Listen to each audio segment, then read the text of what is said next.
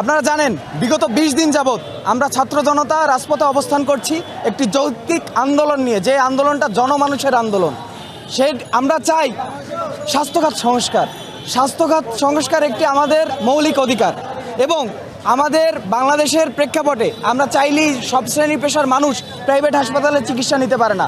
আমাদের ম্যাক্সিমাম মানুষেরই চাহিদা থাকে সরকারি হাসপাতাল বা জেনারেল হাসপাতাল যেটি হোক।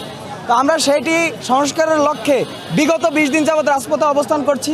অবস্থানরত অবস্থায় আমাদের ভাই বোনদের উপর নেক্কারজনকভাবে হামলা করা হয়েছে তিনবার, এবং সবথেকে অবাক করা বিষয় হলো আমরা মেডিকেলের যারা আমাদের ভাইয়েরা অনশনে ছিল, না খাওয়া অভুক্ত, তাদের উপরে পর্যন্ত এসে এই সিন্ডিকেটের বাহিনী হামলা চালায়। আমরা দেখতে পারি যে এই হামলার যে ভিডিওতে দেখা যাচ্ছে স্পষ্টতভাবে আওয়ামী লীগের দোসররা এই হামলার সাথে জড়িত ছিল।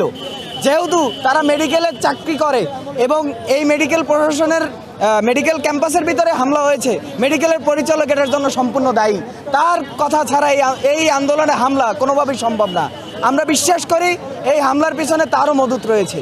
আমরা চাই এই যে আমাদের ভাই বোনদের উপর হামলা এবং মামলার শিকার এই সকল ভাই বোনদের ন্যায্য দাবি মেনে নেওয়া হোক, এবং তাদের উপরে যে হামলা মামলা করা হয়েছে সেটি সুষ্ঠু বিচার করা হোক।